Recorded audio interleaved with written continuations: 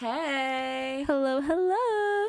Hey, everyone. If you're joining us for the first time, hi, I'm Em, And I'm Tima. Welcome to Bed Buds. where we fall down the internet and pop culture rabbit hole, go on some nerdy deep dives, and explore stories from our friends and the internet. And today we're going to be exploring Love is Blind. Yes. Episodes 7 through 9. 7 through 9, yes. Love is blind and so are Bed Buds. Are we blind? Oh, shoot. You are. I forgot. I won't actually be wearing my glasses today because they show on the ring light. That was not planned, Yeah. actually, but I can't see now. So if you see me squinting throughout the episode or just like looking generally dazed and confused, it's because I'm not wearing my glasses because they reflect weird. Yeah. She can't even see my facial expressions, which is really sad because I have some really good ones. I can kind of see them. I just have to be like locked in. Okay. On That's you. going to change my expression. What do you think? Okay. Should we get into it? Yeah, let's go for it. Okay. So for episodes 1 through 6, we did not talk to each other at all before recapping. Mm-hmm. This time we do have a group chat. Yeah. And we couldn't resist, unfortunately. Yeah. The group chat was going off. There were voice memos flying left and right. I mean, our group chat is literally called Love is Blind Fan Club. Yeah. So, But I do want to say at some point, I took the initiative to bounce off that group chat. I just wanted to say that. is that why you left? Yeah. So that we would stop spoiling things for each other? I was like, we need to not do this. Oh. And I took one for the team. I thought you just Clearly. didn't like us anymore. Well, now you'll never know. Yeah, so we have like talked a tiny bit, but we haven't dived into the details. Dived in. We haven't dove into the details. So is that a word? now? No. Oh. All right. Moving along. All right. So who do you want to talk about first? Let's talk about Jeramey and Laura. Okay, yeah, let's do that. Okay, wait, so at the end of episode 9, we get a very big revelation about Jeramey and some of his potential motivations. But I kind of want to not keep that in mind for a second and just think about their relationship before we know that. Okay, so yeah.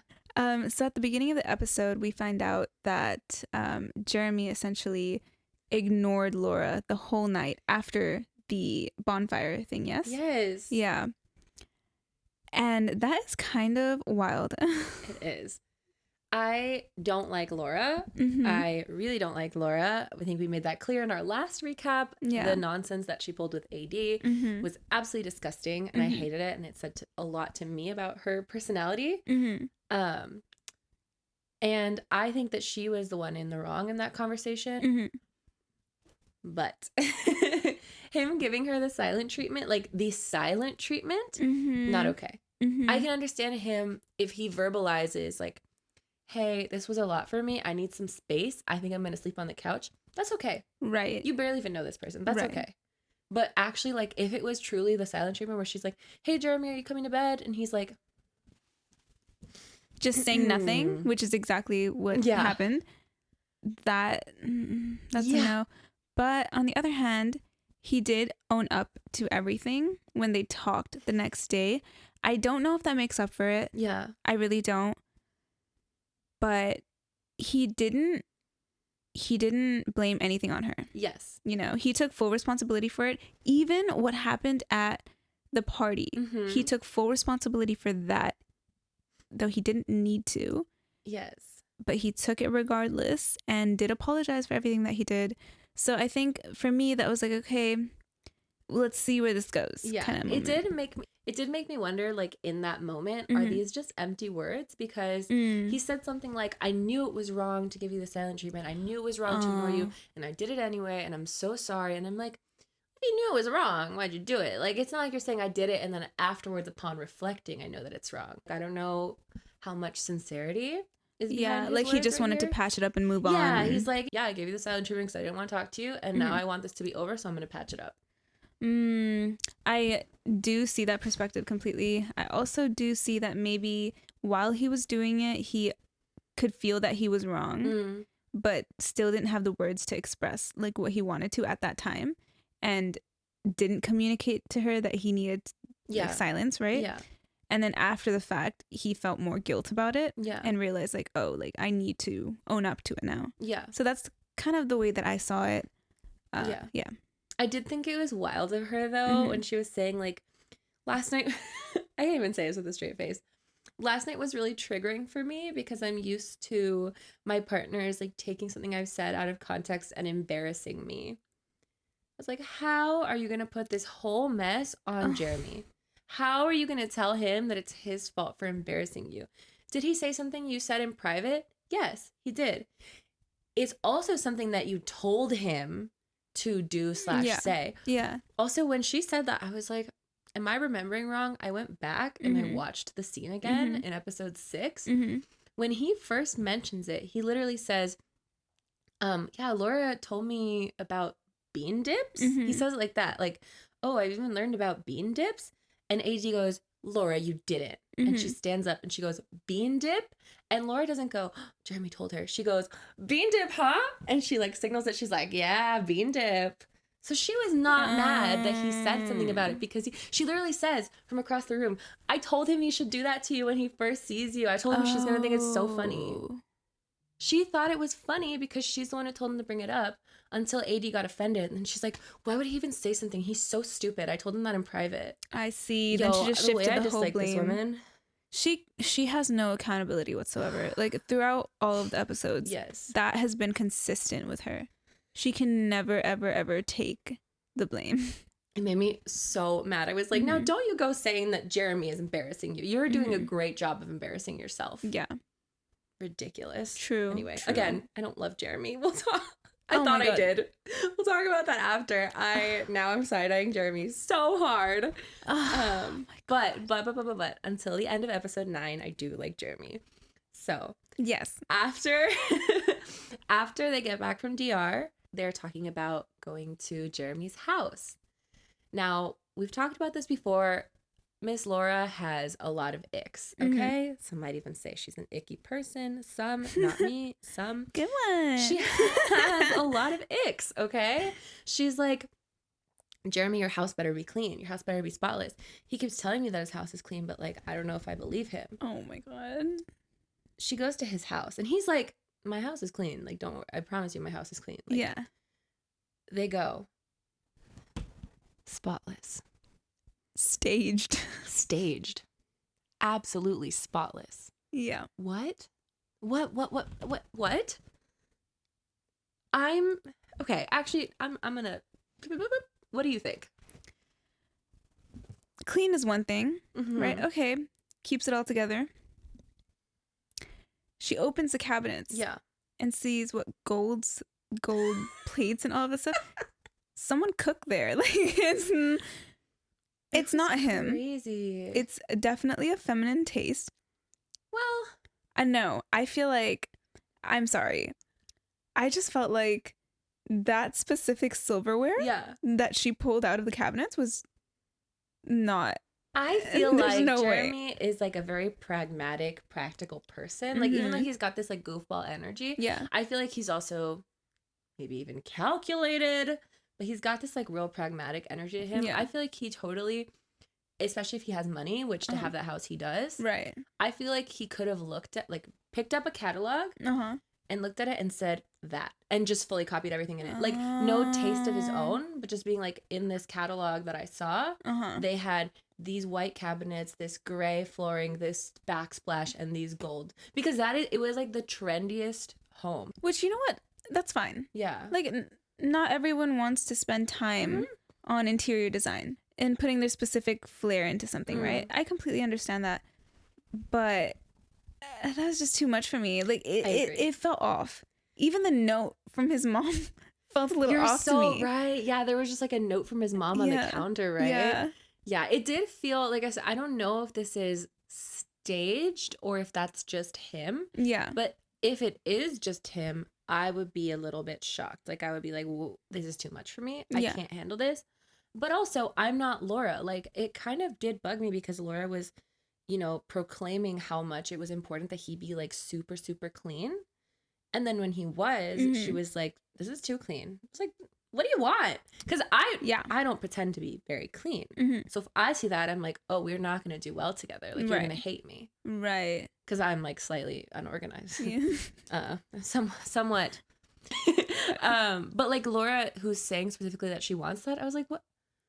At least like give this man his flowers just like a little bit in that moment. Like you were specifically like, it better be spotless. It better be spotless. So I don't know. I just think she wasn't expecting that. Yeah, I agree. You know, I think any woman going into a man's space like that is going to be like, ooh. Yeah, it was why is it like like a lot. this? It was a lot. It was a lot. She said this gives serial killer vibes, which I would feel too. Yeah. Realistically, going into a home like that, it was a little too much. Same thing. To be fair, though, I do wonder, like, if I went on Love is Blind, right? The week before, 2 weeks before, a month before, I know that I'm going to bring my new partner, who maybe we're already having issues, I don't know, I've seen the show, to my home. Yeah. It's going to be spotless. It's going to be scrubbed clean. The carpets will be shampooed. Yeah. Like fresh paint on the walls. Like I believe in first impressions. And it's going to be on national TV too. So. Yes, that's the thing. Everyone's going to see my house. Like I'm not going to be, who was it, Cole? Who had like toilet rings? Oh my God. No, I'm sorry. I don't care if you live like that normally. You're going to have that on national television? International. This is Netflix. International television. Oh yeah, you're right. No. That's a show. Yeah. But I don't know, Laura, I just felt like she was nitpicking. I was like, you literally got what you supposedly wanted. And you're still, like, you nitpick him when he has personality. No Hawaiian shirts, no glasses. And then you nitpick him when he doesn't have personality, when she's like serial killer vibes. Yeah. My girl, what do you actually want? She can't, she can't be happy with him. Yeah. So then they meet Laura's parents and sister, and I believe her sister's husband. Yeah. This whole interaction. People on this show do this thing that it makes my skin crawl just thinking about it. It's not just Laura. Where they will be at the meeting, the first meeting with their family and friends. They're like, how's it going? Like, what is it that you love? Like, how's everything been working out with you two?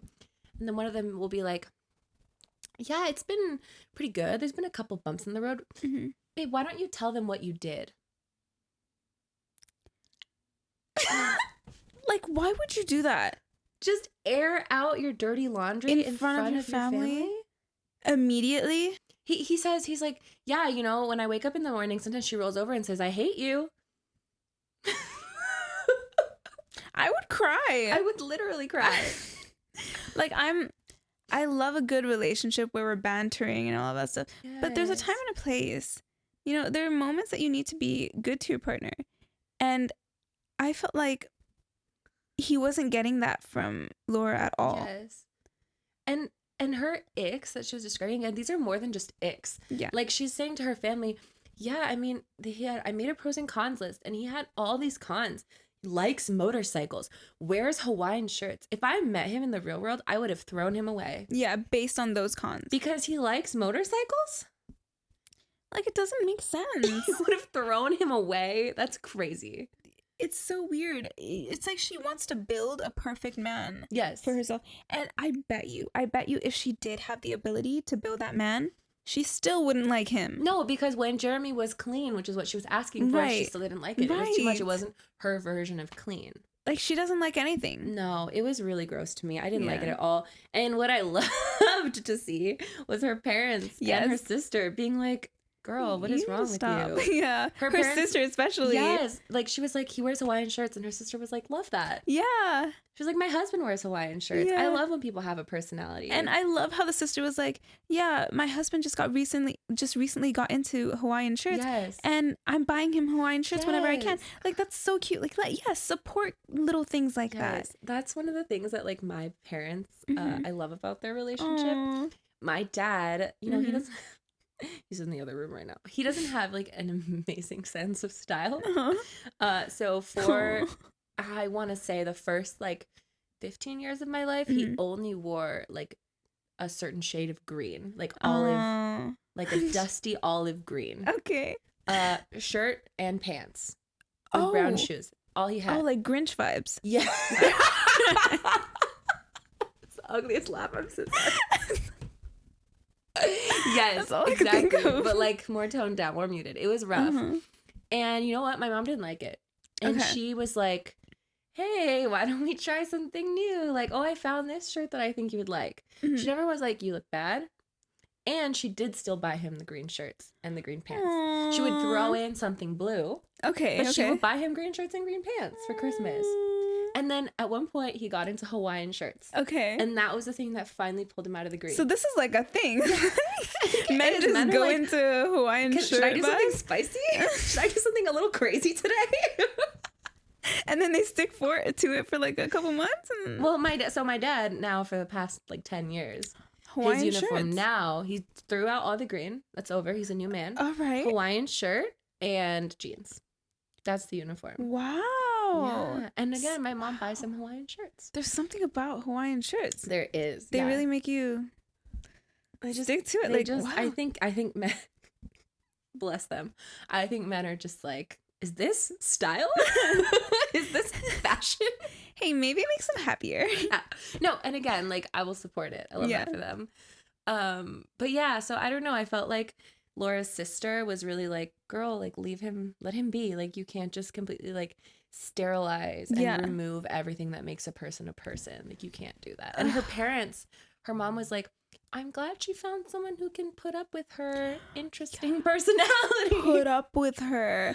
That's the part that shocked me. I'm like, oh my God, even her family isn't behind her. Yeah. Like, this is the nicest they could be on national television or international television. Yeah. I feel like Laura is just a strong-willed girl, which is normally a quality that I absolutely love. Like, I'm strong-willed. All my friends are strong-willed, but like, so strong-willed in the sense of my logic is the only logic. My way is the only way. It's Laura's world and we're all living in it. Well, because she's stubborn and arrogant. Yeah, exactly. It's strong-willed, but in the worst way possible. Yeah. So it's not... Yeah, I didn't love it. I did not love that for Laura. Yeah. I don't like much about Laura. No, so. I don't either. Yeah. But... We've been teasing this, so I think we should just talk about what happened. Let's talk about it. So another thing that Laura brings up in the conversation with her family, apparently Sarah Ann, who was Jeramey's other connection in the pods, messaged him on Instagram. Yeah. And he read it, hearted it. Yes. Then immediately went to Laura and told her about it. Yes. Now, Sarah Ann's message was basically like, hey, Jeramey, I hope you're doing well. If at any point, you go the other way, hit me up. I'd love to chat, basically. Yeah. And that is a bonkers thing to send to someone who's engaged. Again, pods are different. Yeah. If I were Sarah Ann, I probably wouldn't have sent that message, but I totally can see you sitting up at night wondering wow, I was really just one date away, one connection away from having married that person. That would keep me up at night. I would be wondering about them. Yeah. But to go about it that way. Yeah, to go about that way was snaky. Just gross. If it's not meant to be, it's not meant to be. And then you'll find out and then you can reach out to him. Yeah. But don't actively, he's engaged. Right. Don't put yourself in that. Yeah. Especially because in the pods, when Jeramey broke up with her, she handled it amazingly well. Yeah. I was actually really impressed by her. Yeah. And then she came out to the women's quarters and told Laura, he's yours. And she was super chill. She was like, no hard feelings here. To go from that to like being all sneaky and weird after it. It was fake. It was very fake. It was so fake. You clearly did that for TV. Yeah. You know? But yeah, so Jeramey hearted that message and ran to show it to Laura. What did you think initially of this? So first of all, he shouldn't have hearted that message. Okay, T. Like, I think she was right about that. But he immediately showed her the message and he knew that like she'd see the heart too. Yeah. So I think I can understand how in his head he was just like hearting it to acknowledge it. Yes. And move forward. Like that's what I caught from that because he did show her immediately. If he didn't show her immediately and she found out a different way, I think it would be a different story. Yes. Yeah. I agree. I think that the heart maybe like wasn't the best approach just because it's a heart. Instagram needs a thumbs up. Right. Yes. You know, but I understand like that is the acknowledgement button on Instagram. Okay. So are we? Sorry. Wow, your hands are freezing. Are we holding hands again? Oh my god. Again? We held hands on the last episode, remember? Oh, we did. We did. What did I just say? The heart on Instagram. Oh, right.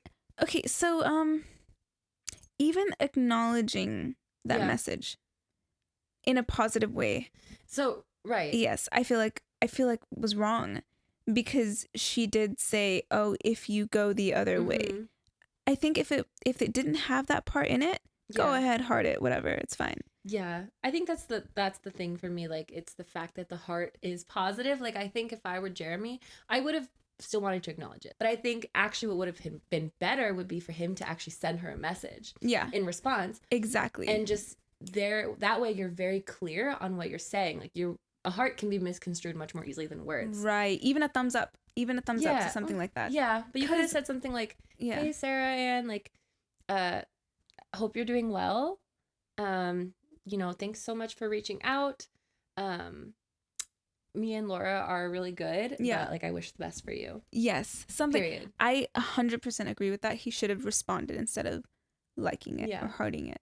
But whatever, I feel like this is one thing that I can kind of like let go of just because he did show her immediately.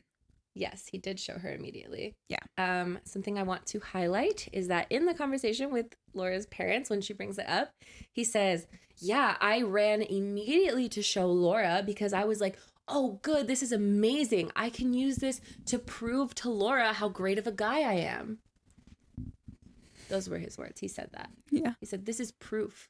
Yeah. So we'll get back to that. But so yeah, he essentially, hard jump to end of episode 9. Laura is sitting in a room. Jeramey is also sitting in this room. They're not talking. I think Jeremy's wearing sunglasses. Yes, he is indoors. And she says, where were you last night? You were out until 5 a.m. What? What are you doing outside until 5 a.m.? With no communication. Right. She's like, you didn't text me. He's like, well, I was going to go to this one bar and then the plans changed. So I'm on my way to the second bar. And then, my friends told me, oh, hey, Sarah Ann's going to be there. But I was like, I'm not going to, let her dictate what bar I can or can't go to. So I went and, she wanted some answers and we ended up in the parking lot talking until 5 a.m. And I shared my location with you so that you would know where I was. You know what I found out? I saw TikToks of people from, was it St. Louis? Is that where it was taken? Charlotte, North Carolina. Oh, my bad. Charlotte, my bad. I saw TikToks of people from Charlotte saying that bar does not have a parking lot. Oh, even worse. Oh my gosh. Yeah. Yeah. Yeah. And so he says, I sent you my location so that you wouldn't worry or so that you would know where I was or whatever. And she's like, yeah, except you weren't in a parking lot, were you, Jeramey? You were in X town, which is where Sarah Ann lives. And you know how she found that out, Emily? He left his phone in his car near the bar, but he had his Apple Watch on. You're lying. Well, how did you find this out? deep dives on TikTok. He left his phone in the... Damn. That's crazy. I did not know if that was how she found out. Yep. Oh my God. That's like somehow even more calculating. Yeah. So yeah, and we see a preview for next week too, where, you know, Sarah Ann is talking to AD, I want to say, and being like, he told me he's going to leave her. Yeah. Yeah. I mean, we don't know how that was edited, but her lips were moving and those were the words coming out. So we'll have to see. Can we talk about how all of her TikToks, this might be a spoiler for some people, but it's out there in the world right now, before the new episodes aired. So yeah. She is taking TikToks in his house. Yes. It matches up with his house. I love that we've both been deep diving into this. We haven't discussed this part. Yeah. But yeah, she's been filming TikToks in his house. I'm sorry, I said taking first and then you took that first. Shooting back TikTok.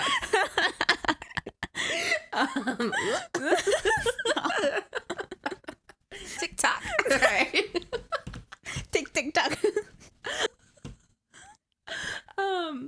Yeah, she's been filming TikToks in his house. Like, it matches up with his house from his like trip with Laura. Yeah, and one of his ugly paintings is like a bowl. Yeah. Oh my God. See, the taste is not there. That's why I'm saying he was like, Hawaiian shirts. How spicy. Right. Let me spice up my life. A bull, an art print of a bull. I love. So strong. So masculine, just like might I say. Oh gosh. Also, have you seen people say that he looks like Elon Musk? Once I saw it, I couldn't unsee it. It's actually crazy. Oh, he looks so much like Elon Musk. Which of I need course to see like a side by side, but yeah, it's fascinating. Yeah, that whole thing happened, and I looked back at Jeramey's interactions in a whole new way. I mean, at first, like when he has that fight with Laura and he gives her the silent treatment, I'm like, you gave her the silent treatment knowing full well that it wasn't the right thing to do because you just didn't want to talk to her. Yeah. And then, you know, you apologized and it was empty. And then the thing you said about how you were so excited to show her the message from Sarah Ann because you wanted to prove to her that she could trust you. I'm like, you thought that through. I bet you messaged Sarah Ann and deleted the message. And then we're like, proof. Because somebody who is calculated enough to have the forethought to bring their phone and their Apple Watch and leave their phone in the bar and then take their Apple Watch definitely has the foresight to send a message, delete the message, and then be like, look, she sent me this and I didn't send her anything because I'm a good boy. Oh my God. That's what I think. Oh. I don't like him anymore. Yeah, no, it's gross. Yes. Like, after that last scene, I was like, wow, it's actually, you are so disgusting. Yes. And yeah, like, that last scene alone tells you how manipulative he is. Absolutely. That was crazy. Right? Yeah. And then What? When she's like, you were here where Sarah Ann lives. What were you guys doing? He's like, I'd prefer not to answer these questions. Like, crazy. What a crazy Your Fifth interaction. Amendment rights don't apply here, sir. This is not a court. Like, you just answered it. You literally just answered it. Yeah, lie at that point. Damn, I'm sorry. Or at least just be like, I cheated on you. Like, one of the other. Crazy. Lie or say the truth. Don't just be like, I can't answer that. Do you think that he... So the question now is, do you think that he genuinely loved Laura and is just in this point where, like, she was pissing him off, rightly so, I think. She was wild. And it made him think more and more and more about Sarah Ann. Sarah Ann messaged him at just the right time. And then he was like, I'm going to see where this goes. Or do you think this was like a Matthew style ploy from the beginning of like, he had a storyline, like nothing was ever genuine? Okay. I don't think he loved anyone. I think he liked Laura and he was infatuated with Laura in the beginning. But yeah, as they ran into some issues, he started entertaining Sarah Ann. I don't think he ever loved either of them. Me personally, I don't believe that someone who cheats or can entertain someone outside of their relationship truly loves their partner. Yeah. To be fair, I don't think anyone on the show loves anyone after this short of a period of time. I don't. I think okay, that's fair. That's fair. I think they can love each other by the end, like by the time they get to the altar. I think they definitely can. That's fair. But I don't think anyone's coming out of the pods in love. I think they think they are. Okay. But I don't think any of them are actually in love. Like, that's fair. Truly. That's fair, because, you know, I kind of agree with that, because the only couples that really work out are the ones that are physically attracted to each other as well, you know? Interesting. Yeah. When I think about it, that's really the trend that I see. So love is not blind. Oh, no. Like, even with first season, the couple, you know? Yeah. I do think, like, I don't think Amy is attracted to Johnny this season. Amy and Johnny. I don't think Amy's attracted to Johnny. I mean, she said as much, that like he's not her type. She would have never gone for him. But I think that's a case of like attraction growing due to personality and relationship. Can I say that I think that only happens with the woman? That's true. It does not happen with the man. I agree with that. I normally kind of like avoid blanket statements. I know like, you do. Men, I know women, you do. But I do think that that's true for the most part. Like, I think a lot of these men come in more so with like a very specific type and have a really hard time straying from that. Yes. I think they like build it out in their head more of what they think the person will look like. Yeah. And then if it's not that, it's like really hard for them to make it work with anyone else. Yeah, exactly. Yeah. I do want to say one more quick thing about both Jeramey and Laura, aside from their own relationship, just more proof of both of them being shady as hell. One, Laura at one point meets with Jessica, who was Jimmy and Chelsea's like other part of their love triangle. Yeah.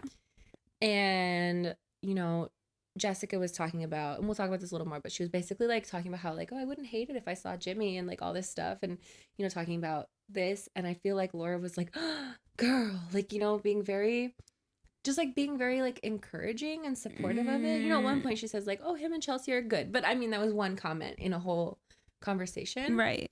But I'm like, you cannot be mad at Sarah Ann for messaging your fiance and then be encouraging of your friend doing the same thing. Right. Like, have the same energy for everyone, not only when it affects you. Exactly. That's so true. That's so true. I really just didn't like that interaction at all. No, not at all. No. And then Jeramey. They're all the same. Rewind.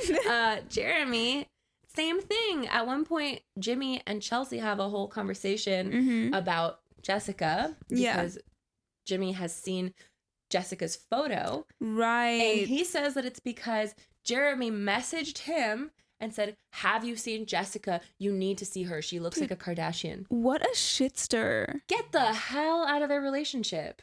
Why would you do that? Yo, that is that when he said that, I was like, I hate Jeramey. Because I have no respect at all for men. Like, end the sentence there. I'm just kidding. I'm totally kidding. I have no respect for men who cheat. Right. But I have less respect for men who encourage their friends to cheat. Do whatever you want to do. Like, don't, like, have no self-respect. That's fine. Yeah. Cheat on your partner. Yeah. You know what? Like, you reap what you sow. Like, that's all coming to you. Yeah. But if your friend is in a stable relationship, if your friend is happy, these guys who like go to the bar with their friends who are in relationships and they're like, oh, she's so hot, isn't she? Like, you should go talk to her. Gross. I hate that. Like, I hate that so so nasty. Much. Like, let other people be happy. Why are you sticking your fingers in this? So, don't like Jeramey, don't like Laura, don't like either of them. I did love to see Laura coming with the receipts. I always love that. Yeah, that she outsmarted him. I really love how she strong-armed him, and like she asked questions before telling him. Yes. You know, she wanted to know his answers. Yes. And she's like, all right, you are lying to me. Yes, because she could have easily just come in and said, I know where you were last night. You were here. She's like, where were you? What's going on? She gave him chances, you know. Yes. And he failed every single one all of them.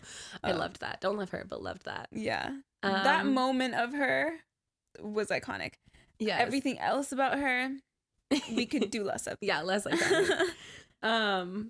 Okay, we talked a lot about Jeramey and Laura. two people we dislike. So let's move on. Is there anyone we like? You're like, you know what? I was thinking like, wait, who's our next couple? Do we that like actually anyone? I mean, we like Amy and Johnny. Yeah, the way I forget them because they're just too. To be fair, all the men. I mean, it's Jimmy, Jeramey, Johnny. Like that's rough. Okay, yeah, you're That's right. rough. Thank you for supporting me. But basically, the only little tiff that they had was with the birth control, vasectomy kind of issue. How do you feel about that? I want to get your opinions first. Yeah, so basically, Amy and Johnny are doing great, right? Yeah. The only thing is that Johnny really does not want to have a surprise kid. Yeah. Not ready for it. He's like, we need at least 5 years until we have a kid. Mm-hmm. We need to be financially stable. He talks about his upbringing a little bit. And you know how he doesn't want that, like, by which I think he was implying that, like, he wants to make sure that his kid is never without. Right. And that he's ready for that. Right. He has, like, also very serious, you know, financial planning mindset of, like, you know, we need to, like, save up. I want to retire by 50, all this stuff. I'm like, okay, Johnny, good for you. Amy's kind of opposite of that. Yeah. She's like, we need to save, but life is for living. She wants to live in the moment. Yes. Yeah. And also she's like, you know, I don't want to have a kid by accident. Yeah. But if a kid comes in a year, you know, we'll be able to take care of them. Yeah. Okay. So, yeah. And Johnny does not feel comfortable using only condoms. He's like very, very, very, very, very afraid. Okay. So this is where I start having issues with that whole conversation. Okay. Because yes, the vasectomy was brought up. Yes. But it was more as like an afterthought, I felt. Okay. It was like, oh yeah, it's an option, but the real option here is you getting on birth control. I hate when all of the responsibility is placed on a woman. I hate that. And especially when it's someone who doesn't want to get on birth control, who's regular and likes that she's regular and is happy with the way her body is right now. Yeah. That really pissed me off. Yeah. Like any dialogue concerning that, like putting all of the weight on a woman is, I hate it. It's so icky. Yeah, I agree. No, I agree. I don't like that at all. I do think like both a vasectomy and going on birth control are like serious medical decisions. Yes. That neither person can force or pressure the other one into. Yes. Which is kind of where we're at, is we're at an impasse. Like she doesn't want to pressure him into having a vasectomy. Yeah. He doesn't want to pressure her into birth control, but they're both kind of just like, our hands are tied. What do we do? But I also just don't really like how he keeps talking about his exes and how like interesting. I don't know if you caught that, but he's always been like, yeah, I just never had to worry about it because everyone I was with in the past was like on birth control, so I didn't have to think about it. And I'm like, okay, you should think about it. Interesting. I didn't see it that way. I think you're right though. Yeah, no, it really rubbed me the wrong way. Okay. Because like, why are you that ignorant about it? That's a good point. Yeah, he was like, I just thought everyone was on birth control. Yeah, that's a good point. It's like you don't even understand the implications of birth control because you never had to even consider it. Yeah. Like, try to consider it from her perspective first. Yeah. And then take a vasectomy more seriously because honestly, I don't think he's really considering it. And I understand it's a huge decision and like that's totally fair if he doesn't want to take that, and if that's the end of their relationship, like no one's to blame, right? But yeah I think no matter what, like they need to get on the same page. I don't know if that's, you know, him getting a vasectomy, her getting on birth control, something else, him you know, being more comfortable with the idea of like only using condoms. I don't know what, but they need to get on the same page because what they have going on right now is not working. No, it's not gonna work. They both want to take it to the next level, but they can't. And what I do think is a flag for me is the fact that he's like, I will absolutely not have an unplanned pregnancy, like absolutely not. Like he views that as like end of the world, right? And she's like, I'd be okay with it, right? And that I feel like is a harder page to get onto. Yeah. You know, and that could lead to some very difficult conversations of like, what happens? What if that does happen? What if, you know, she does get on birth control and something still happens? It's still not 100% foolproof. That's so true. What will happen then? That's so true. Like, I don't think they're on the same page about that at all. Like, if she doesn't want to get an abortion, you don't want to have that kid. Yeah. Which, what I was hearing was she wouldn't want one, and he would. Exactly. So, you're on completely opposite pages there. Yeah. and you need to expect the unexpected. Yeah.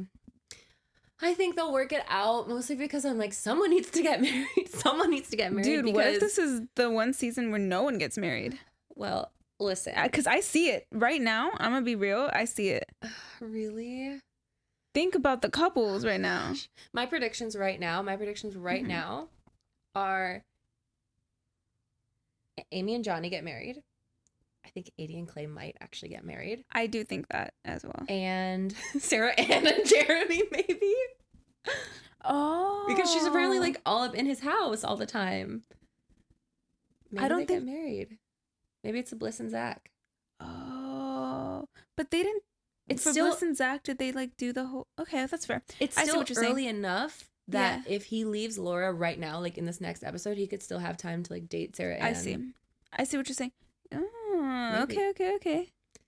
That's my predictions right now. But you know who I thought was going to get married for sure?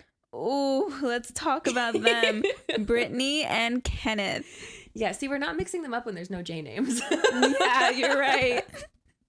Brittany and Kenneth. Not Brittany. Brittany.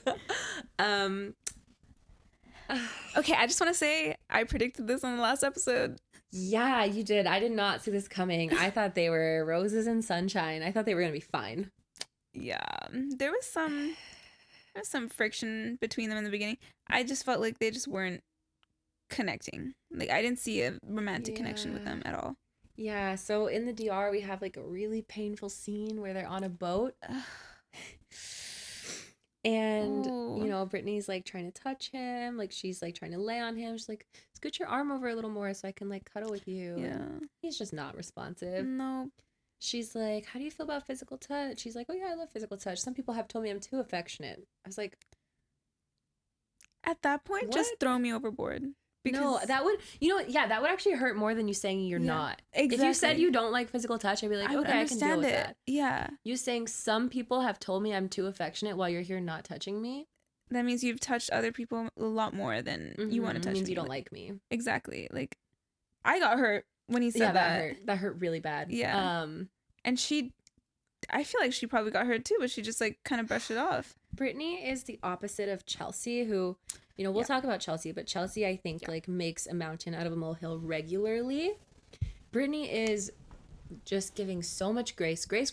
That's the word of these episodes. Everyone is here asking for grace. So Brittany is the one actually giving it. Kenneth is still asking for more somehow. But she is always like, okay. She hears what she says. She's like, all right, processing, thinking, dealing. She's so mature. And she's 24. She's the youngest one. Mm-hmm. He's 25, which it shows. She's 24. She's amazing. I actually really like Brittany. I think she's a doll. Yeah. The only time we see Kenneth come to life at all in any of these episodes is when Brittany sees dolphins. God. This guy. She mentions dolphins and he's like, dolphins!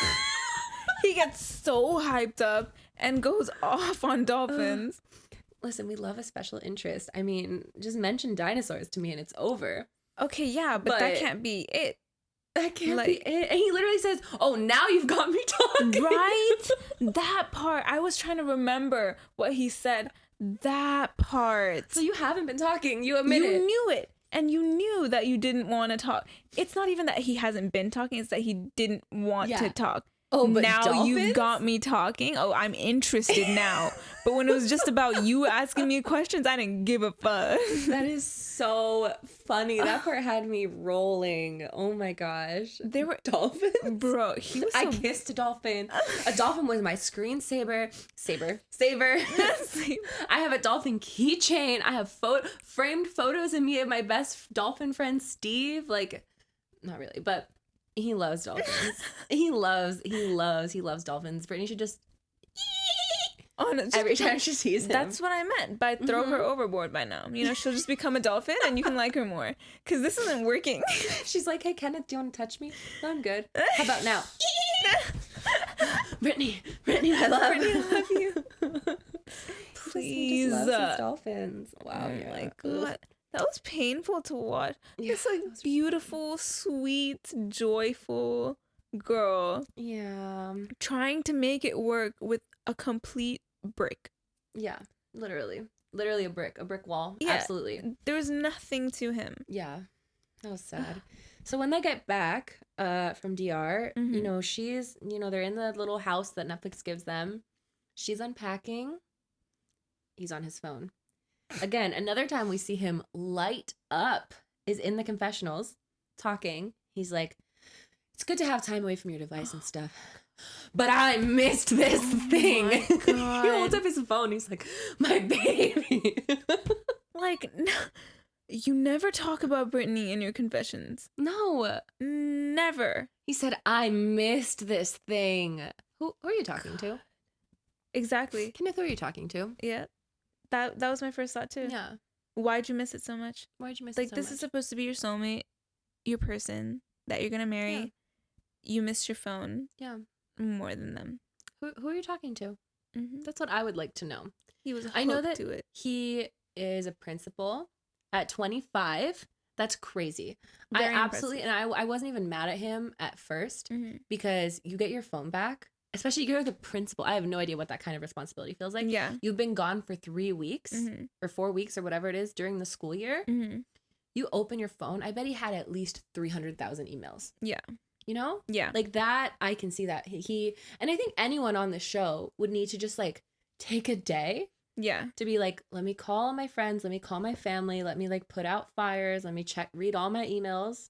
Let me read the news. And then we can restart this. But this guy didn't communicate anything to her. Yes. He just went on his phone. He just sat there on his phone while she was unpacking.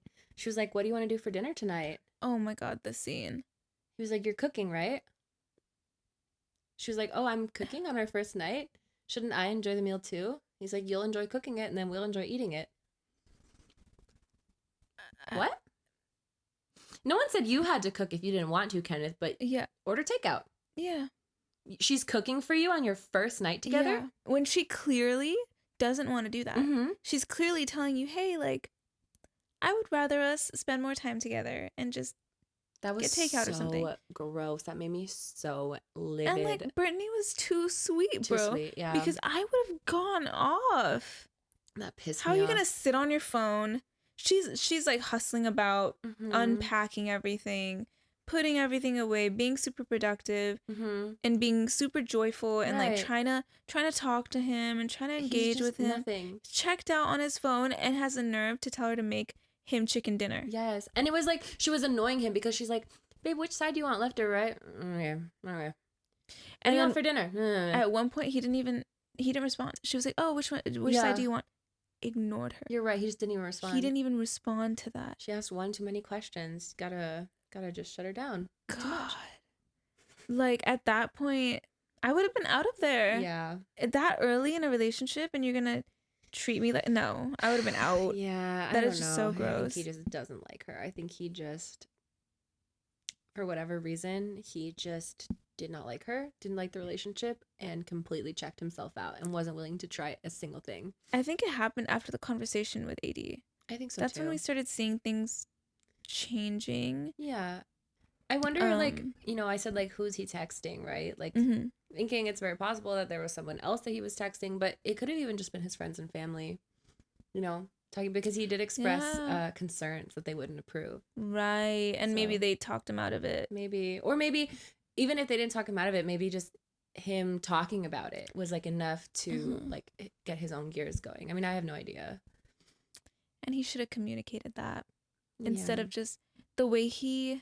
Let's talk about that final scene. Yeah. That broke my heart. That really broke my heart for Brittany. Yeah. Yeah.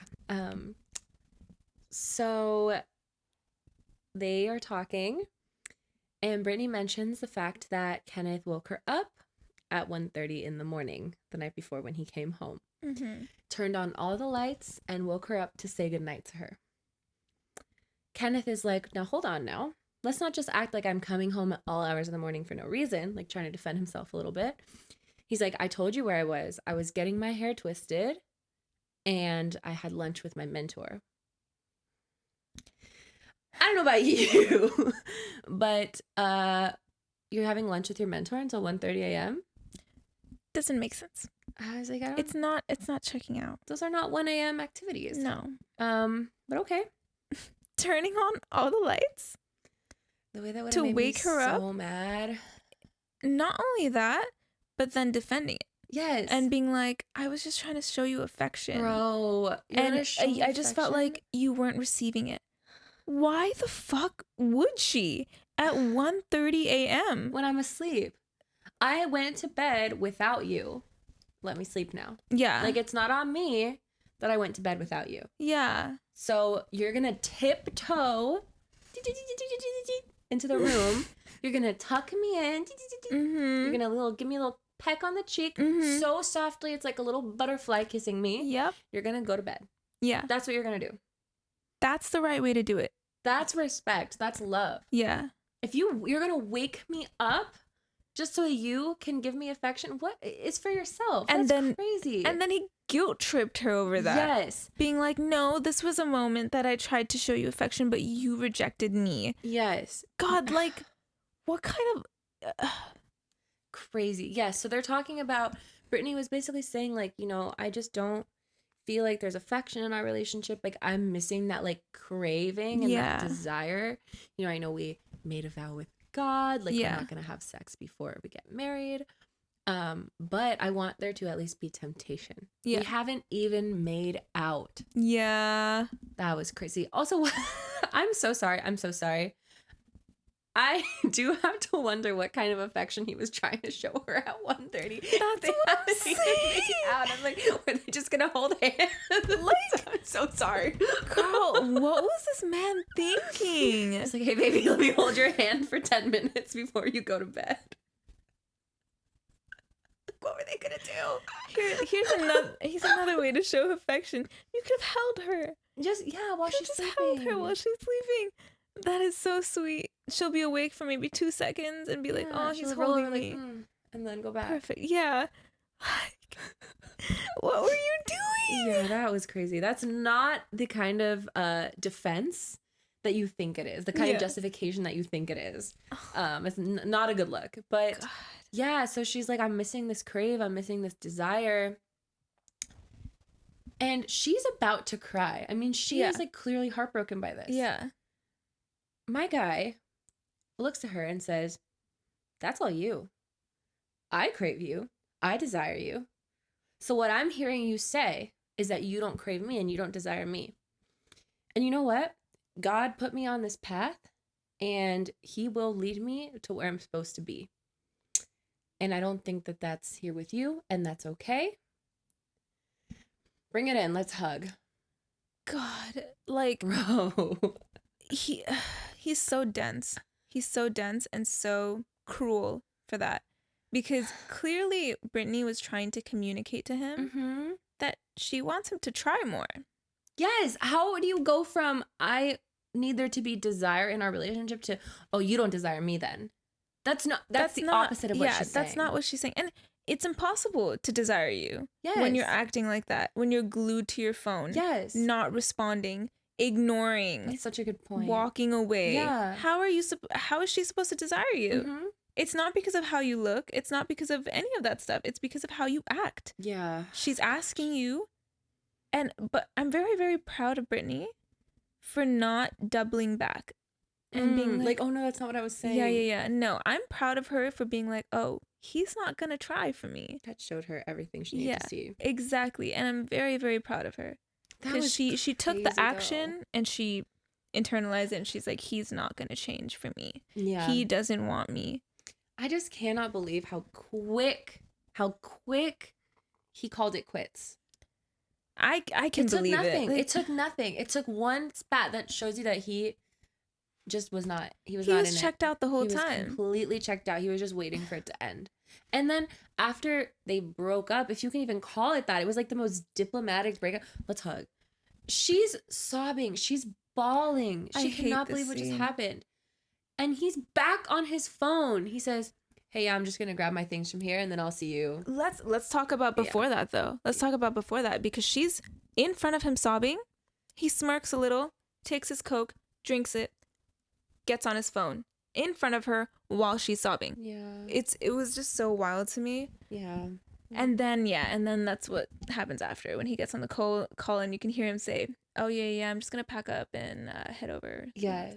That whole interaction was just weird. It was really weird. I'm like, who are you texting? Who are you texting? Who is that interesting? Where are you at 1 a.m.? Like, what? Yeah. And I'm so sorry. Like, that's not even insecurity talking. Like, I'm like, that is like so clear. He's like, give me grace, give me grace, give me grace. I'm like, there's no more grace to give. No. You're not answering these questions. No. Like, I don't know you well. And I'll say this about Clay and AD later too. Another person who asks for grace. But you don't know them well enough to ask for grace. Yeah. Like, you barely know each other. Now is the time that you're supposed to be putting your best foot forward. Right. Now is the time, like, that this first impression is everything. You ask for grace later when they know you and they trust you enough to know that they can give you that space, and you're still you. You're still going to show up when you're feeling better. That is such a good point. Like, how is she going to give you grace right now when she doesn't know you? He's like, oh, I just had one off day. One off day out of 10 total days. That weighs so much more right now. That's so true. That is so true. Yeah, that really bothered me. He kept being like, grace, grace, grace, grace, grace. I was like, dude. He just took no accountability. And it's like the way he rationalized everything. Yeah, I didn't like it at all. Yeah. Yeah, so that's them. I will say, Brittany, a queen. She has been up on the internet. People have been in her DMs just saying all sorts of terrible things about Kenneth. People have been, of course, being racist towards Kenneth. Okay. People have been speculating on Kenneth's sexuality, which I hate. Shut that down immediately. I hate that.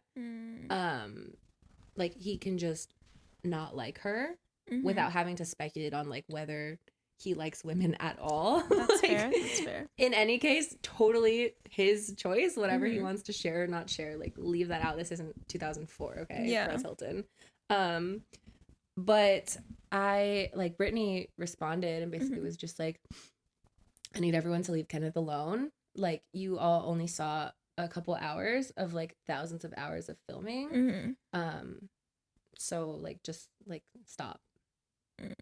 And I really appreciated that on her part. Yeah, that's exactly the way I would think she would respond. You know, she's just been a class act from day one. Yeah. You know, she knows when to say something. She knows when to speak up. And she also knows when to walk away. Yeah. Because I know a lot of women that would have yelled at Kenneth for multiple points and still wouldn't have left in that moment. That's a good point. She never raised her voice.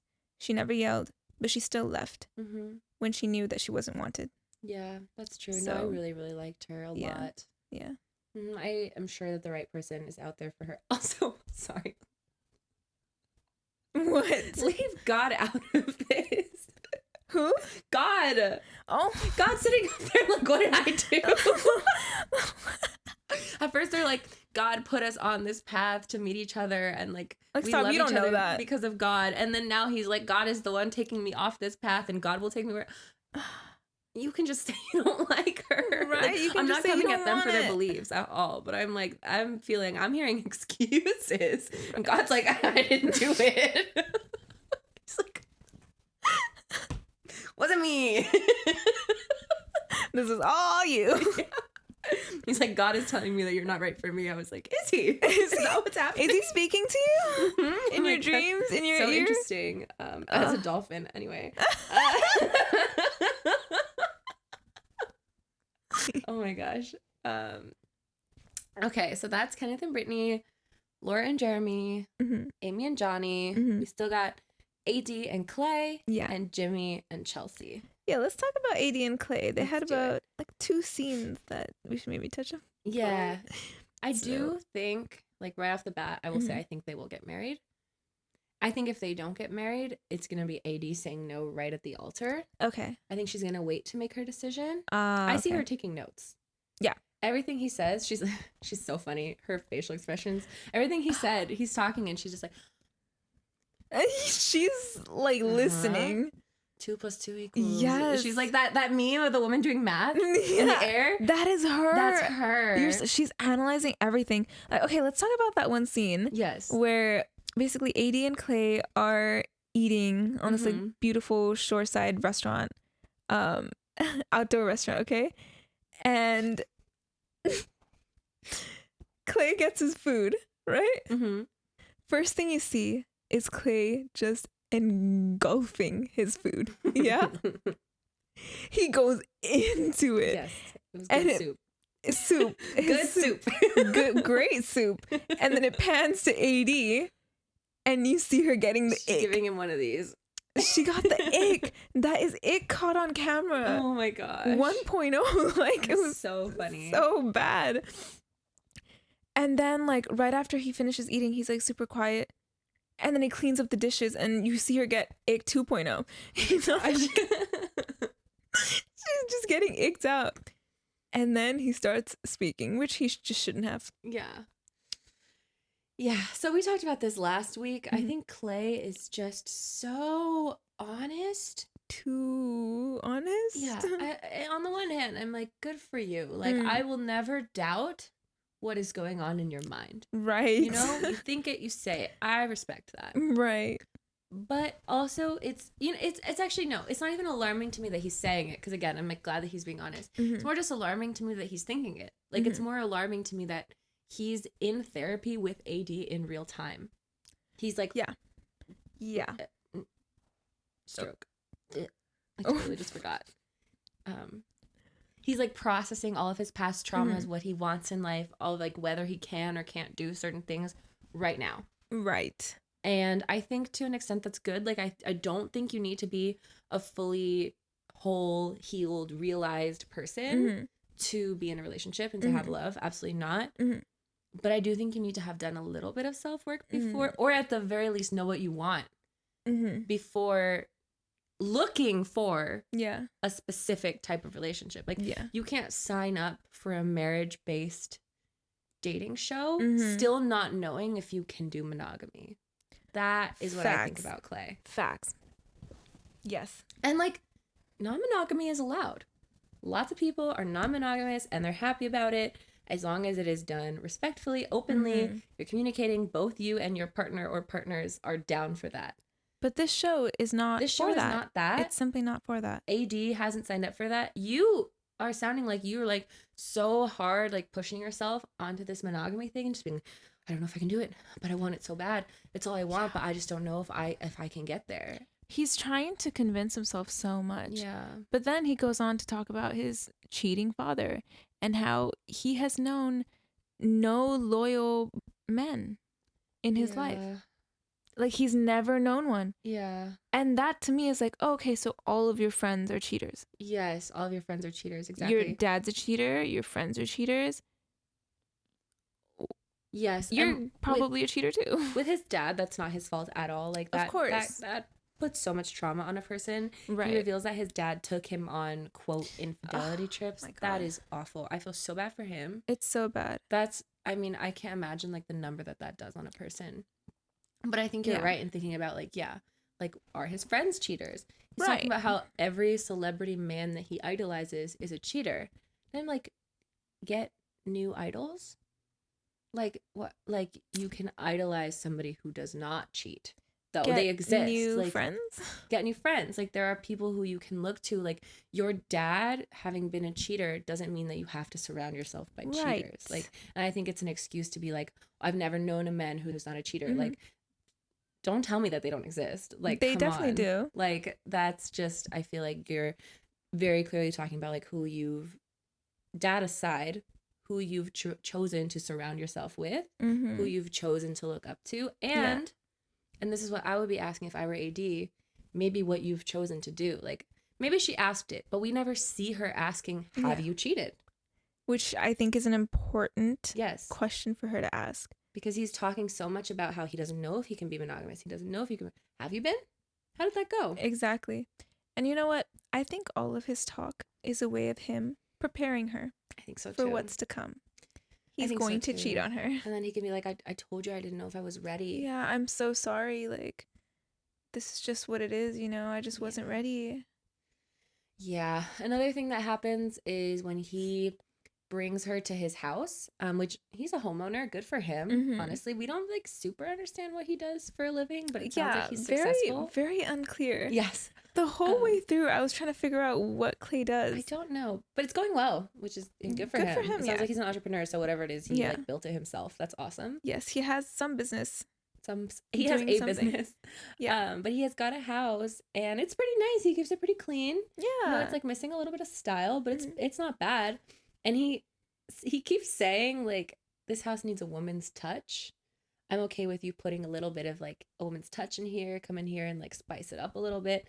I don't know. I am probably being picky, but it's her house too. It's her house too, right? She's not like your girlfriend gives it a woman's touch. Yeah. Your wife, your partner is half hers. Yeah. She has a part to play in all of the decision making of what it looks like and what goes in there. Like, she's not just getting a drawer in the dresser. You realize that, right? Especially because there was a scene where he was basically saying that, oh, like, you're gonna pay half of the mortgage. Yeah. I'm like, you're gonna make her pay half the mortgage and you're gonna say woman's touch? Yeah, that's true. No. Gosh, yeah. No.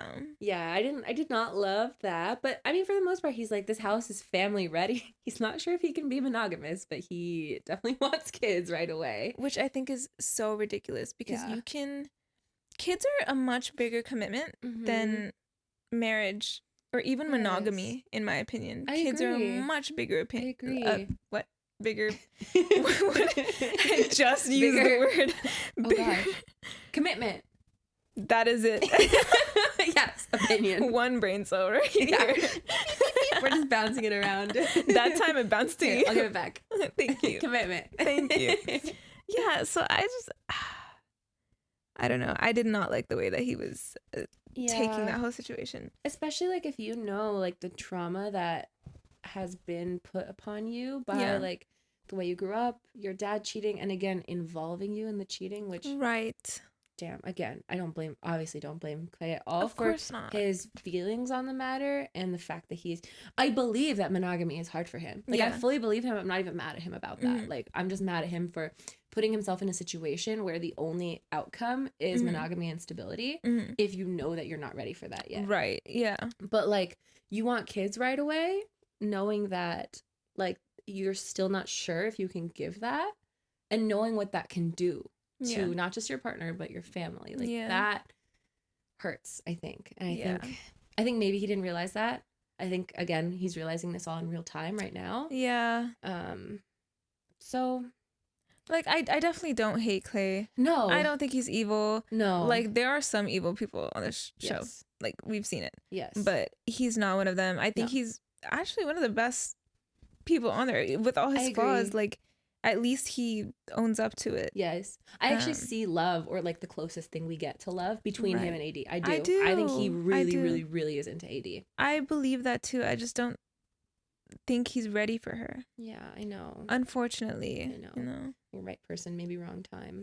Unless he can, I don't know, maybe he'll surprise us. I think maybe he, you know what he said in a conversation with her?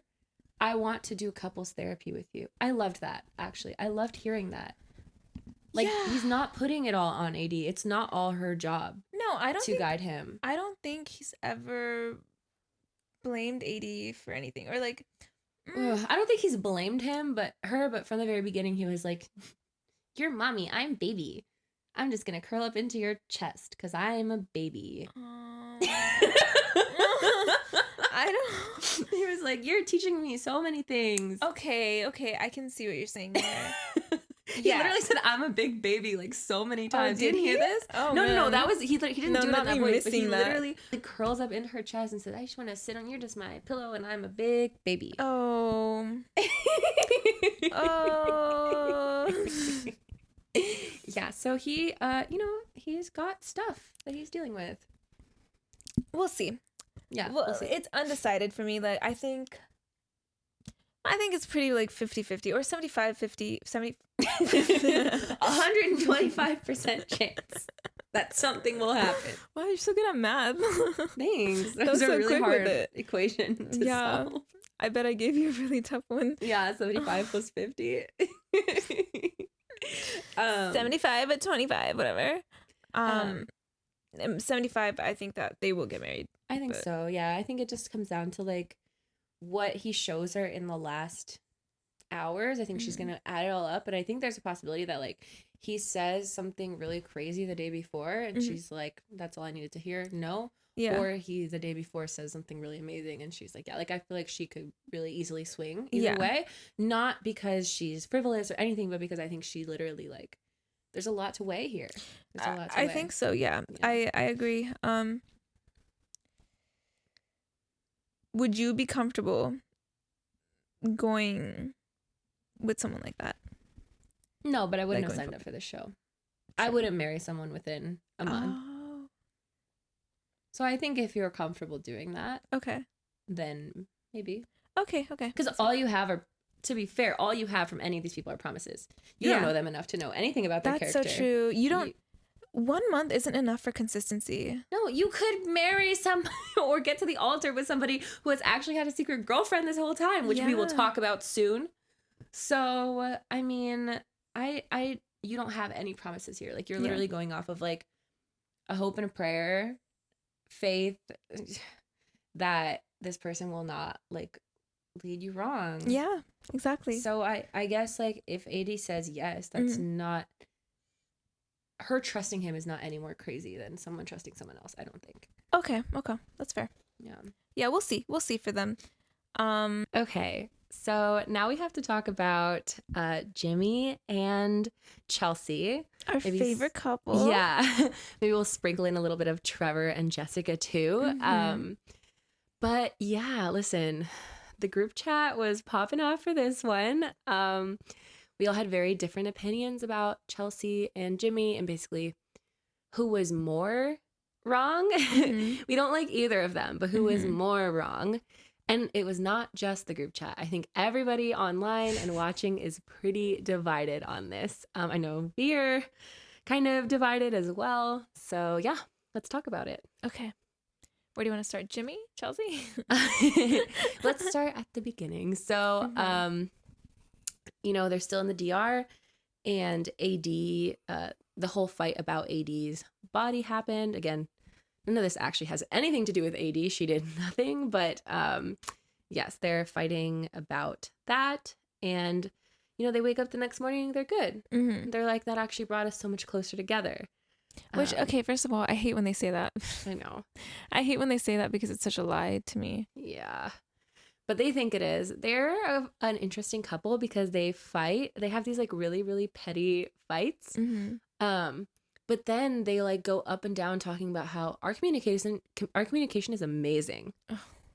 No other couple. We're the strongest couple here. They gas themselves up so much. Jimmy's dick is huge. Is that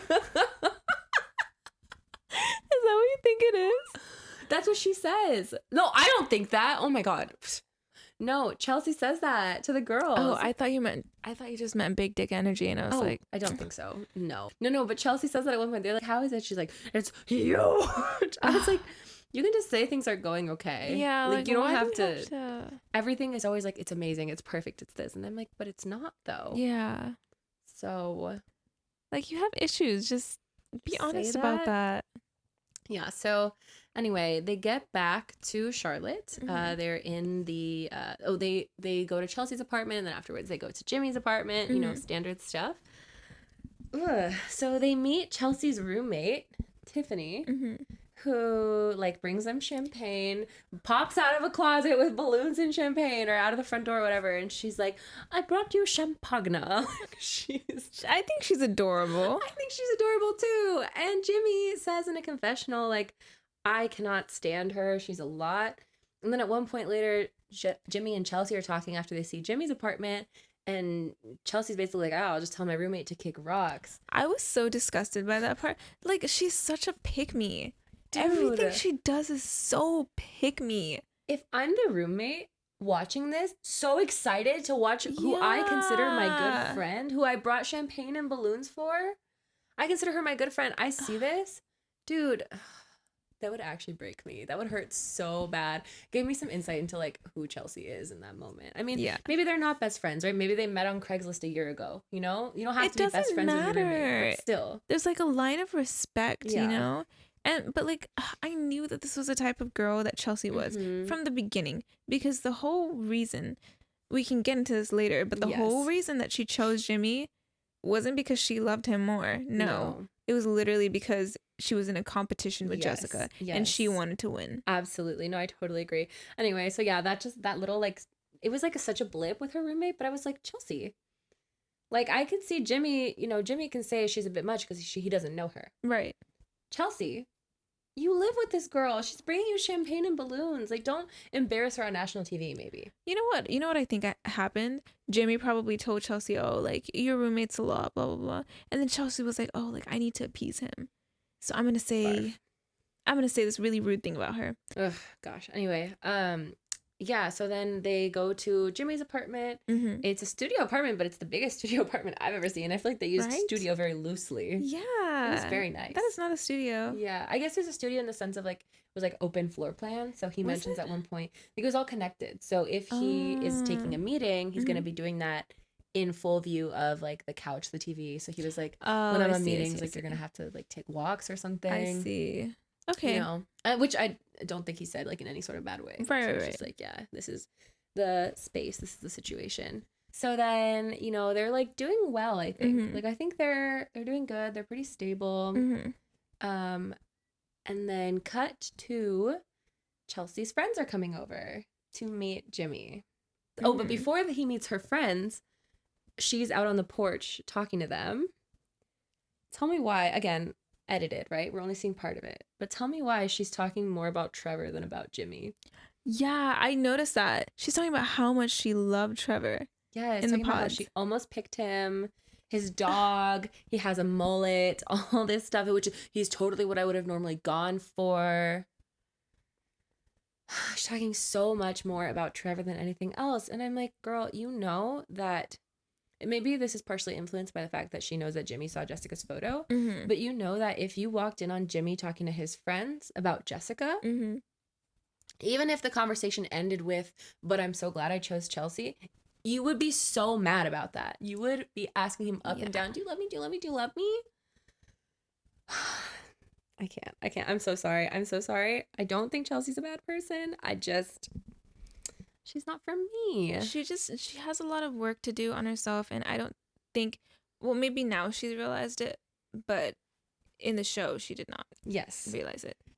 So Jimmy is meeting Chelsea's friends, right? And I think it's going well. Like, I think it's generally going well on Jimmy's side. I think he's saying, like, mostly the right things, but they're still doing that thing of, like, airing out the dirty laundry in front of the friends. I'm like, what are we doing?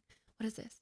She's like, you saw Jessica's picture. I'm like, in front of your friends? Like, stop. Oh my God. Like, that is a private conversation that you guys fixed together. Like, I don't understand this. That could never be me. Yeah. That is so annoying to me.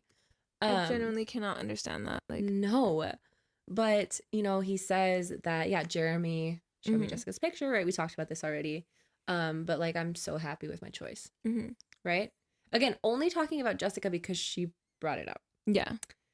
And yeah, the conversation goes really well overall. Her friends leave. And she just says, so you haven't kissed me at all today. And he says, no, I have. Yeah. I've kissed you 2 times today. I kissed you twice today. I was working a lot. And, you know, I bit my lip. That was a terrible excuse, Jimmy. Yeah, that was a bad excuse. But I can get the working a lot, though. He's like, I was working a lot. I kissed you twice today, though, in the morning when we woke up, and then right now. Which I can see that. You know what? I'm so sorry to be such a Jimmy apologist if he ends up being terrible in the next episodes. But again, you've been gone for weeks from your work. You come to work. He says that his boss told him today that he was irreplaceable. So I think he probably had meetings all day long. Right. Where his boss was like, if your boss says that you're irreplaceable, it means thank God you're back. We have so much shit to put on your plate right now. Yeah. Right. So I can see that he woke up, he kissed her, went straight to work, worked, probably didn't even see each other. Yeah. All the way through her friends coming over, and then he kissed her right before they came. Yeah. Like I'm like that. It makes sense. It makes sense. He's not going to be kissing you while he's working. Right. Like, he did what he could. Yes. And he said at one point, just because I work from home doesn't mean I can always be spending time with you, which makes so much sense. Which is so fair. And the thing about this is she kept harping on it. Yes. You didn't kiss me at all today. And then he has to explain again. I just you said two times. I know. That Like- makes me so mad. I've had this conversation with multiple partners in the past where people will like bring up a specific thing that is not true. Yeah. And I'm like, just tell me how you're feeling instead. Right. Like, I feel like I have not received enough affection today. Or I feel even less blame. I need more affection from you. Right. Because if you keep saying you haven't kissed me at all today and he knows, no, I have kissed you today, that's what the discourse is going to be. The discussion is just going to be, how many times was it? Right. And, it was at this timestamp. You know? It's not the point. It's not the point. Like, the point is that you want him to kiss you more. So say that. But Jimmy, I think, was fine at the beginning. He was like, he said, oh, I kissed you in the morning and then I kissed you when your friends came, but I hear you. I'll kiss you a little more. Like, I'll work on being more affectionate. Yeah. He says that and she goes, but that's not enough. And yesterday you were like this yesterday too. Oh, so now it's yesterday? And she says, you keep finding problems ever since you saw Jessica's photo. Yeah. So that's the real issue for her. Yes. She is very insecure about that because she knows that Jessica's very, very pretty. Mm-hmm. And she has it up in her head now. Mm-hmm. That's what she's harping on. She wants to fight about that. But she's not bold enough to just be like, hey, I'm really insecure about this right now. Own that. Instead, she's blaming it on Jimmy. You've been looking for problems ever since you saw Jessica's photo. We're not seeing that, at least. No. We're not seeing Jimmy look for problems. I think Jimmy genuinely likes / loves, again, don't know if loves, but really does like Chelsea. I don't think he thought she was super attractive coming out the pods. I don't think she's attracted to him either. I will say this. I don't think she finds him attractive. I think she's given multiple indications of that. Yes. And that, on the beach in episode 6, when they're still in DR, on the beach, she's asking about, she's feeling really insecure about her body, about herself. And she never mentions to him out loud that she's feeling insecure about herself, but keeps making comments about him. I'm here with the hottest guy on the beach. Oh, the guys I usually go for are a little bit bigger.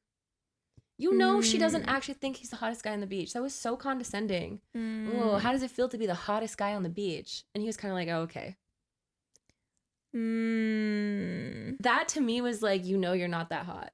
And I'm telling you that you're not that hot. Oh. That's how I heard that. I have to watch it over again to see that part. But yeah, so they're going back and forth in this conversation, and she's talking about how, you keep finding problems. It's not just today, it's every day. And you keep hurting me and all this stuff. And then he says, to be honest, you're a little clingy. Yeah. Jimmy, no! And that's where it goes extra downhill. No! I wanted to grab him by the shoulders. I was like, Jimmy, I'm on your side. But no. Oh my God. I mean, he said it and it started World War III. It did. I know. She says, clingy? Really? Clingy? That's so rude. Bro, I'm so sorry. I can't. Not clingy. The thing is, I don't even think clingy is that bad of a word. Would I like to be called clingy? No. If it came from somebody who I generally trusted their assertions of me, maybe I would be like, they just don't have a better word. Am I acting clingy? Yeah. Like, it's like if someone called me insecure. Yeah. That feels like an insult. But if you're using it to say, like, you're being insecure, like you're acting on a lot of insecurities, maybe I'm like, I wish you would have phrased that better, but I can receive that. Like, I don't necessarily take that as an insult. Yeah. Depends on who says it. Okay. I think. Fair, maybe they don't know each other well enough for him to say that, although she's been saying a lot of stuff to him. So, about what she perceives of his actions. Yeah, I think because Chelsea is so insecure, she took that in the worst way possible. I think anything he said in that moment, she would have taken to the next level and made a bigger fight about it. And like, again, I am very anti-Jimmy. I think I dislike Jimmy more than I dislike Chelsea. Not acting surprised. I already know this. I know, you already know this. But I mean, I dislike both of them. I think they both have their issues. But with Jimmy, like, I don't think he's attracted to her. I don't think he really likes her. Mm-hmm. I do think that he is into Brittany because, Jessica. oh God, I do think that he's into Jessica, because going back to that one scene where Laura and Jessica were talking, Jessica does say, "Oh, he followed me." Yeah. And then unfollowed me and privated his account. Mm-hmm. He didn't tell Chelsea that. I'm not reading into that too much. I don't know. I am. I don't think. I am. I think he didn't message her. It doesn't matter. It doesn't matter if he didn't message her. He still followed her and then unfollowed her, then privated his account. Yeah. Like, that's too much. And I'm sure for a fact he did not tell Chelsea. No, I don't think he told her, and he should have. But don't you think that I would bet money that she looked Trevor up? I would bet money. Maybe she didn't friend him. I'm sure she did.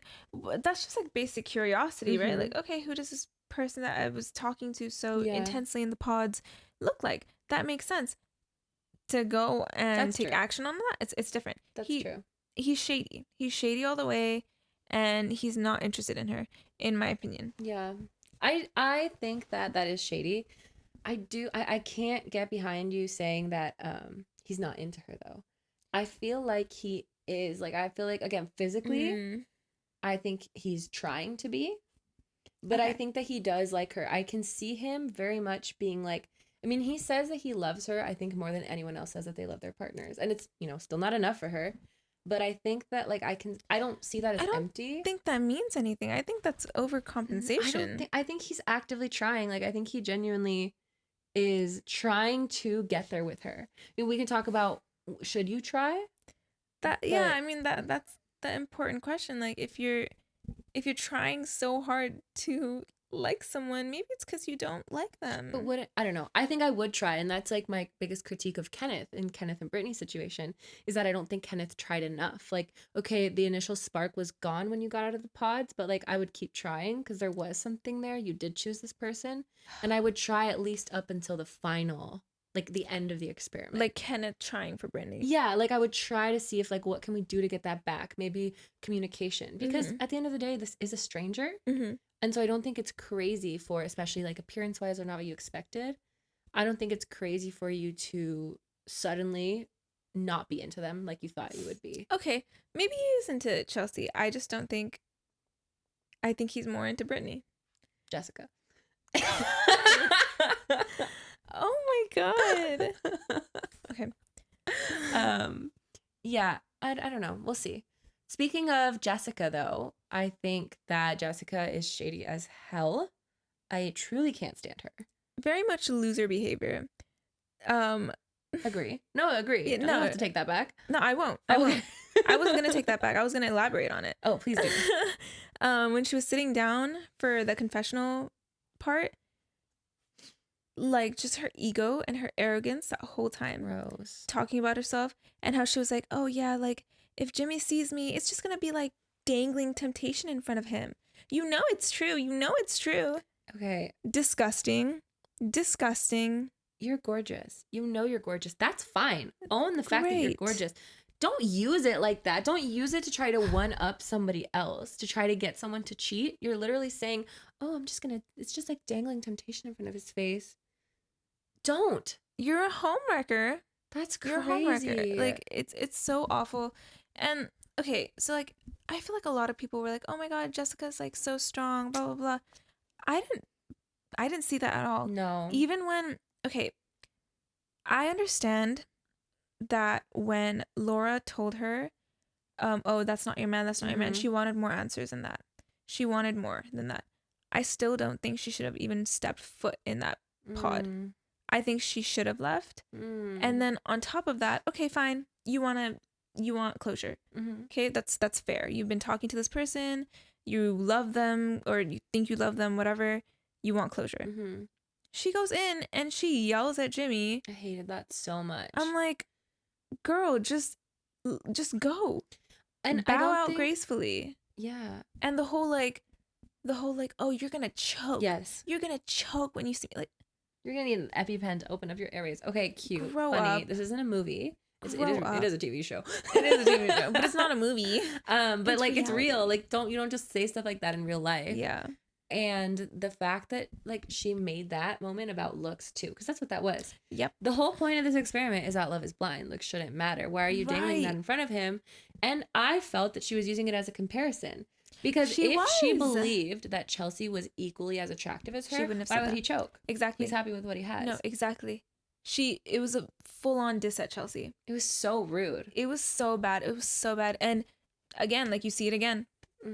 After the whole bar scene with Laura, like she's talking to the producer or whatever. Yeah. I didn't like that. I don't like her disgusting. at all. It's disgusting behavior. I think she has a pretty terrible personality. Yeah. Can I just quickly say, I think we're about wrapping up. Yeah. So maybe this is a good transition. Yeah. We wanted to just end this episode by talking about tea a little bit. Some like not spoilers, but some rumors that have come out, some TikToks that we've seen. One such rumor confirmed rumor is that Jessica has been spotted with Harry Jowsey, I want to say his name is. Oh, I didn't know that. From Too Hot to Handle, right? Oh, I don't know. I don't watch Too Hot to Handle. Oh, he's like another reality TV star who's like very much an F-boy. Like, anyway, she was spotted like hooking up with him and stuff. And it's confirmed that she was cast on, has appeared in season 2 of Netflix's Perfect Match.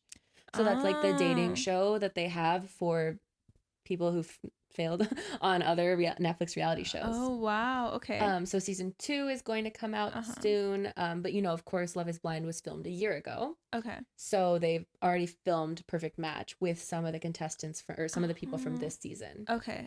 And so she's on it. So is Harry. Okay. So they probably met there. But Perfect Match, just to like give context, it's only going to be season 2, so maybe they're going to change it up this time. But it was very performative. Like it wasn't. In other reality TV shows, especially dating shows, there's always the question of like right reasons, wrong reasons, right? Like, are you here for the right reasons or are you here for clout? Right. And you can generally suspend your disbelief and say that at least 75% of them are there for the right reasons. Okay. On Perfect Match, wrong reasons. Every single person is there for clout. That's the only reason they're there. They're all budding influencers. That's the perfect place for Jessica. Yeah. So I like her being on there. I'm like, oh gosh, like that confirms things for me.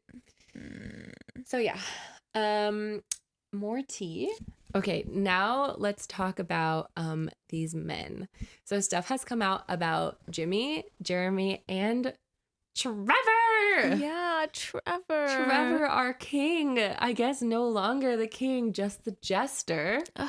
Oh my gosh. Okay, let's start from I guess least to most. So I would say Jimmy is like the most whatever one. Yeah.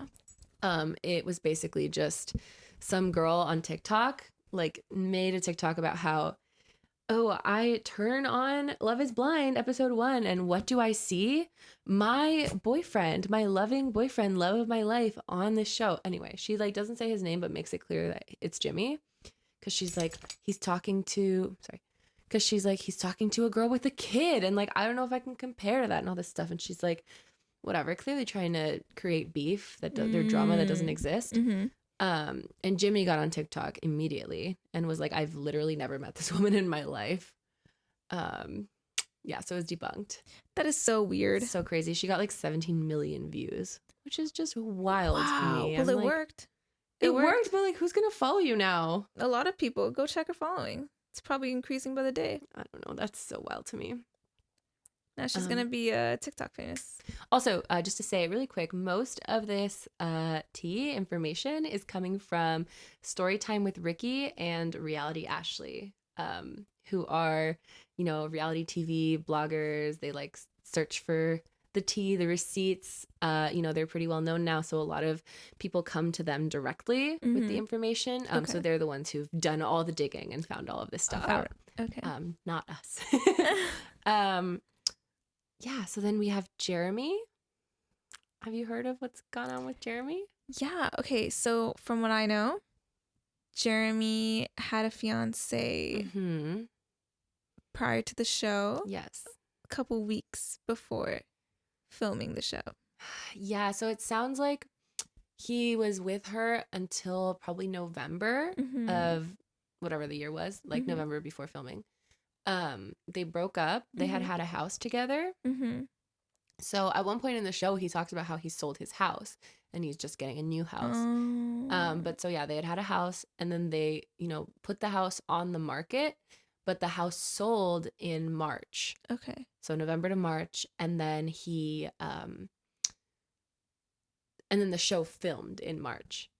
So the allegations were basically like, you applied for this show while you were still dating this person, because the casting process takes a while. Like this bodybuilder named Natalia came out with text message screenshots from her and Trevor, messages like right before filming saying like, I love you, baby, I'll talk to you soon, of like him getting on the plane. Yes.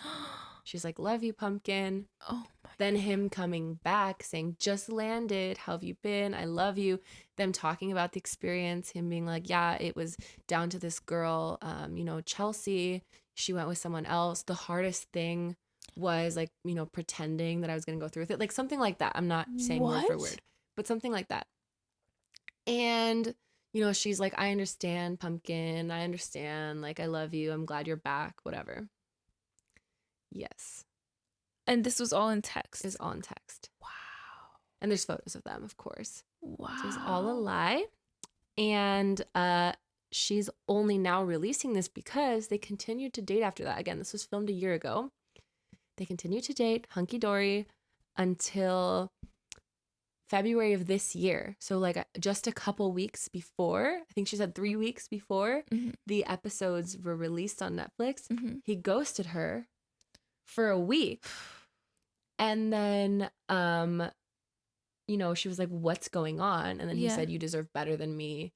And he broke up with her, blocked her. She puts out these messages, and now apparently he's threatening her.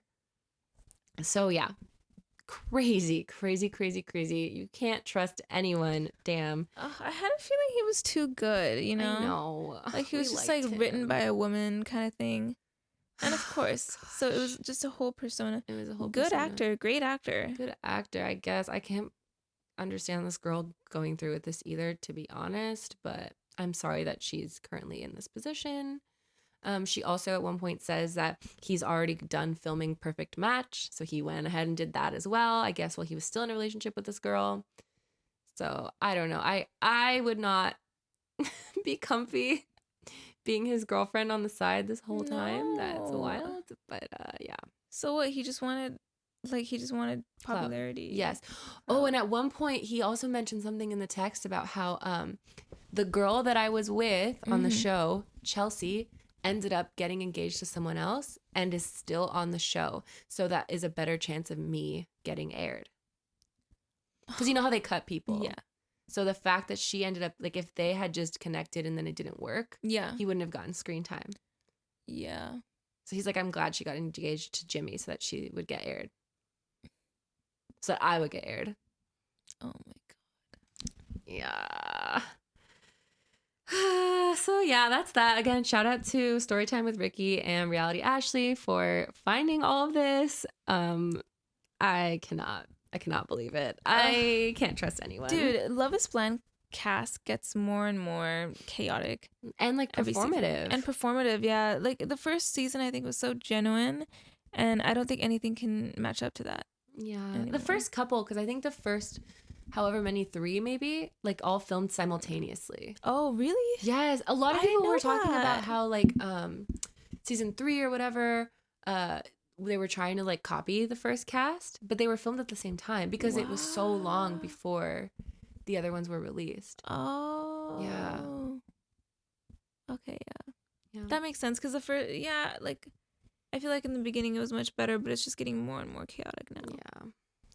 Who knows? I mean, it's fun. Listen, it's a good time. The drama is very good. I'm enjoying watching, but I guess these bits of tea of like, oh, this person was secretly in a relationship, this person was this, kind of just like pull me out of it a little bit, because then I'm like, oh wait, is any of this actually real? Right. Because the hook for reality TV is the reality, right? Otherwise we'd just watch TV. Like the whole interaction between Trevor and Chelsea, that was all fake. Yeah, that's such a bummer. I feel bad for Chelsea for that too. When she finds that out, I'm sure she's gonna be really hurt, even though she ended up or did not end up with Jimmy. But like, I think especially we see in previews, it looks like she's gonna meet Trevor at some point. Maybe they have a connection, maybe they don't, but I would be really hurt by that. Me too. Yeah. Yeah. All right. Well, on that note, Tima here's falling asleep. I'm so sorry. Literally right before our eyes. It's like 2 a.m. right now. The camera died a little while ago, so audio only for now. And I'm actually bummed that you can't see Tima falling asleep. Literally, eyes closing, mic just like drooping from her hand.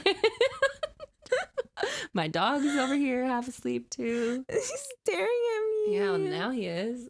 He's judging you. All right, y'all. I'm going to go ahead and tuck Tima in. And also tuck all of y'all in. Wow, that was so good. Thank you. God. So with that, sleep tight.